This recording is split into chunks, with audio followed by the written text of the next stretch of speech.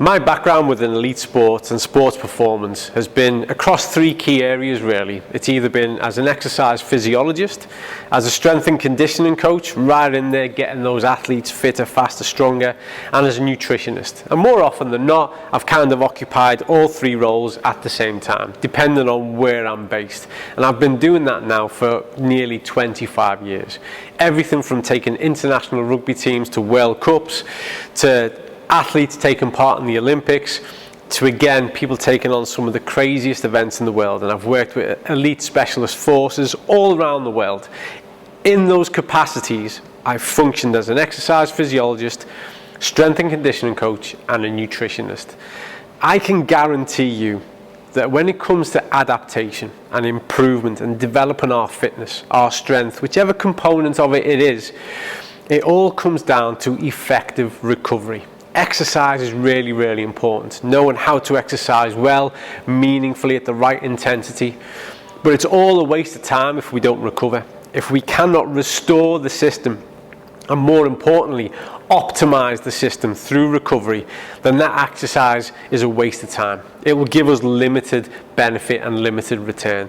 So we're always looking to effective recovery strategies, everything from how we hydrate, to our sleep patterns, to our stretching behaviors, but definitely our nutritional behaviors. I say this all the time, you are what you eat. Nutrition is the key to adaptation, to recovery, and to improvement. So when we start to look again at, well, what facets are at play, what's happening within the body, and what can we do to optimize the body's condition in order for it to adapt, in order for it to get better, make improvements, stronger, fitter, faster. Well, we need to look at things at a cellular level, because again, when we just focus on gross architectural things, well, we're building castles on sand, and before long we will break them down. And more often than not, in my experience, where I've seen athletes burn out or not really hit where they need to go, it's because they do exactly that. It's constant build on top, but what's underneath isn't enough to sustain them and to enable them to cope in the long term. If you are not right at a cellular level, you cannot be right at a muscular level, because your muscles are made of cells. So we need to take this seriously. We need to look at methods and ways that we can optimize our cell behavior and our cell integrity. And that's what looking at the omega-6-3 ratio does. And that's what prioritizing those omega-3s achieves for us. And we can achieve that through using the balance oil. The balance oil is such a convenient key to it. I will still and always will encourage you to look at your diet. Increase your intake of fatty fish. Increase your intake of those good polyunsaturated fatty acids, the full array. But we need more than that, because what's available to us and down to nutrition density is simply not adequate. We need to get up to speed with the 21st century. We need to recognize those problems and therefore identify the solutions, the workable solutions, the ones that lend themselves to our busy lifestyles and to some level of convenience. And for a simple little trick every single day, which is to take your balance oil, you're going to achieve so much. From there are other options. Remember, when we inspire those inflammatory markers through our exercise, which we want to do, the acute inflammatory stage is vital. Once we stir all that up, once through our exercise we've broken down muscle tissue, and we know this because in the blood we can measure creatine kinase, we know that the body has got those hormonal markers of damages prevailing, we need all that.